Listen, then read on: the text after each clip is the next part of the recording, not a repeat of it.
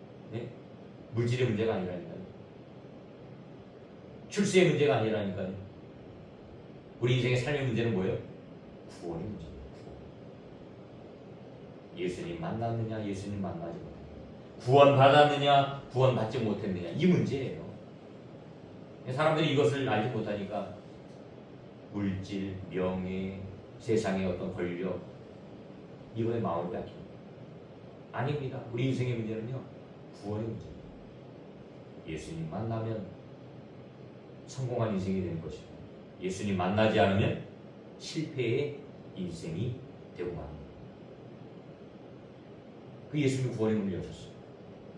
예수님이 친히 6월절에 어린 양이 되셨다는 거예요. 6월절은 어떤 날이에요?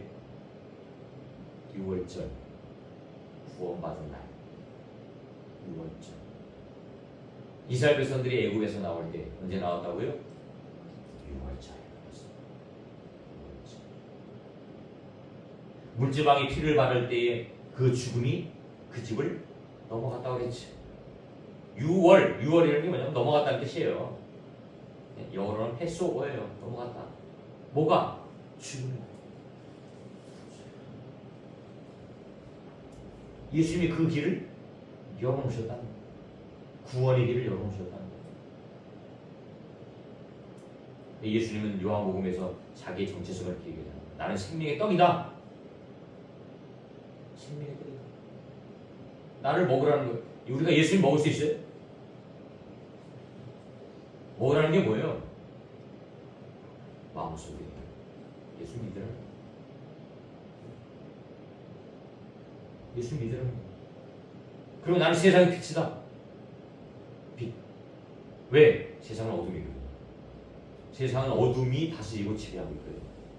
사단 마귀가 지배하고 다스리고 있거든요.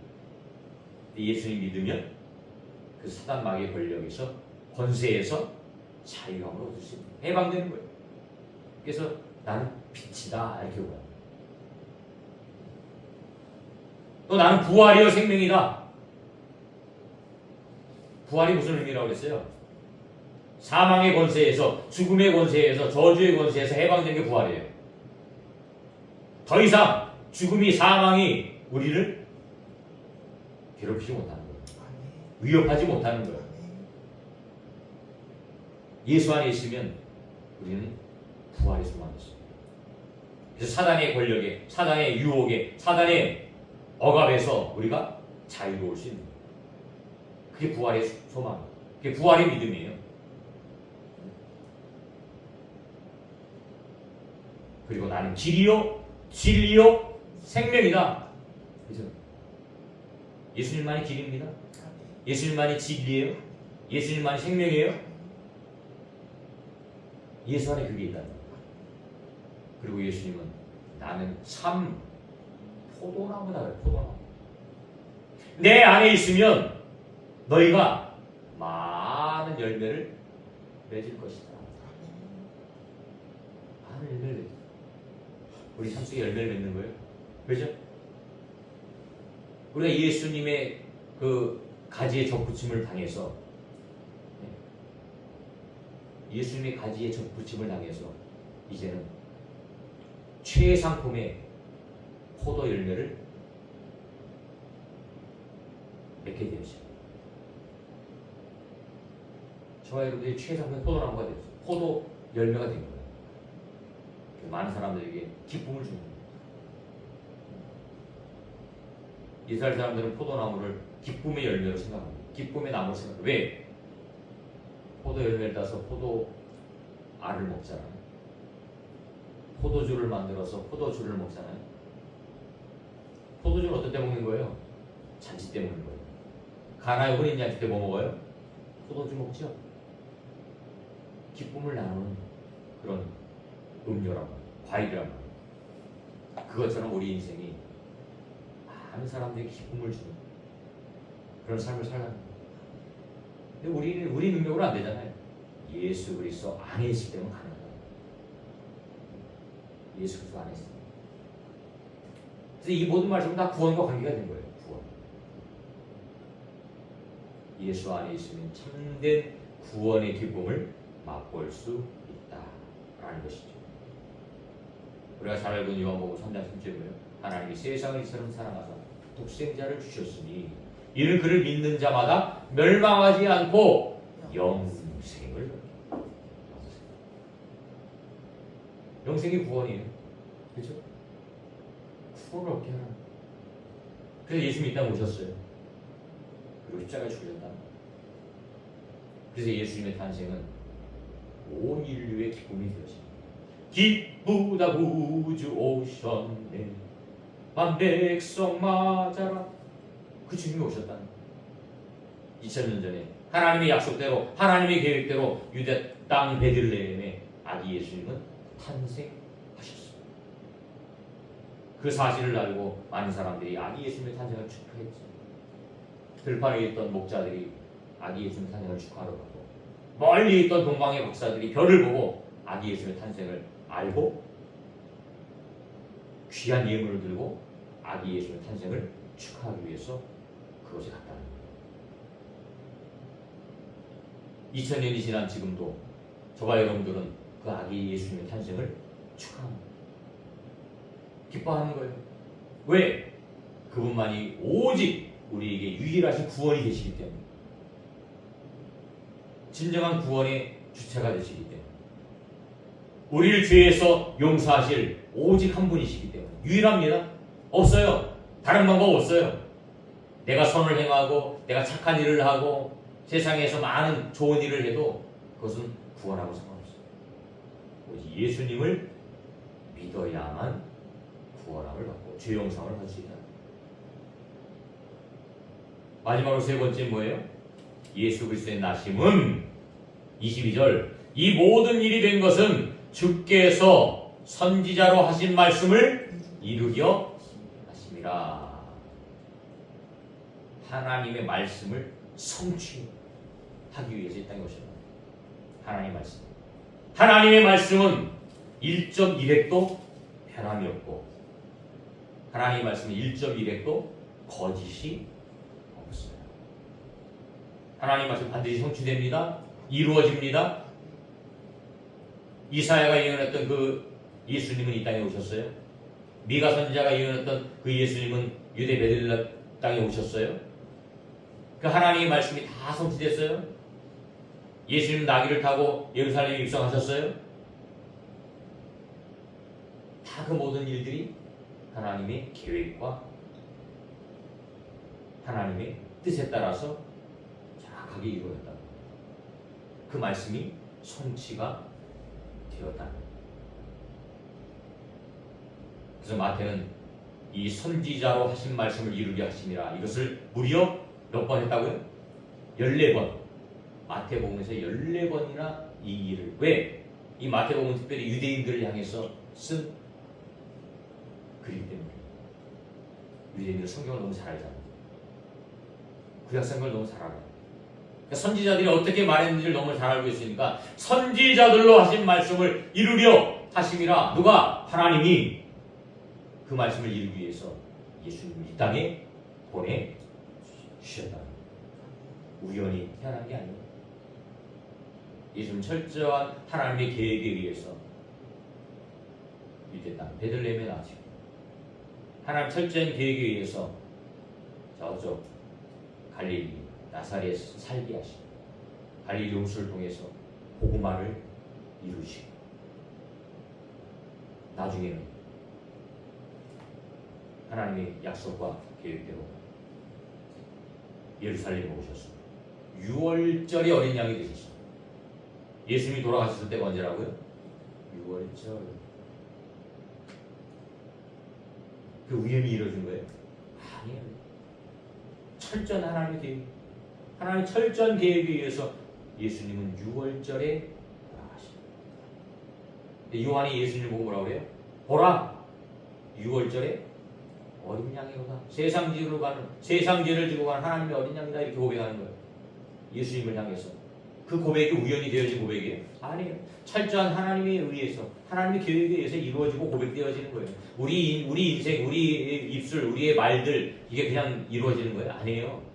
하나님의 철저한 계획에 의해서 우리는 살아가고 있고, 오늘도 살아가고 있고, 내일도 살아가고, 이루어지는 거죠. 우리가 창세기 3장 15절을 원복음이라고 하잖아요. 그죠? 여자의 우선을 통해서 구원, 원복음. 오리지널 가스펠 이렇게. 첫 번째 복음, 퍼스트 가스펠 이렇게. 그 여자의 우선이 누군데요? 예수님이에요. 그 예수님은 하나님의 약속대로 이 땅에 오셨고 그리고 모든 사람을 대신해서 십자가에 죽으심으로 대속을 이루셨다. 2025년도 성탄절도 이제 나흘 지나면 오죠. 25일이니까. 그 성탄이 우리에게는 또 다른 의미가 있습니다. 세상의 모든 죄를 지시고 인류를 대속하기 위해서 이 땅에 오신 그 예수님, 아기 예수님. 구원의 방법이 그것밖에 없기 때문에 이 땅에 하나님이 인간의 몸을 입고 이 땅에 오셨어요. 동정녀의 몸을 통해 오셨어요. 기쁨의 소식이고 참 반가운 소식이에요. 이 기쁨의 소식이, 반가운 소식이 많은 사람들에게 전파되어 많은 사람들에게 증거되어집니다. 아직도 수많은 영혼들이 성탄의 주인공이 예수님이 아니고 산타크로스가 되고 성탄의 주인공이 다른 것이 됐어요. 본질을 찾아야죠. 성탄의 주인공 예수님입니다. 오직 예수님만 경배받아야 되고 오직 예수님만 높임을 받아야 되고 오직 예수님만 그 주인공이 되어야 될 줄로 믿습니다. 여러분들 마음속에 진정한 성탄의 주인공 예수님을 깨닫고 그 예수님을 찬양하고 기뻐하고 감사할 수 있는 여러분들이 되시기를 주님의 이름으로 축원합니다.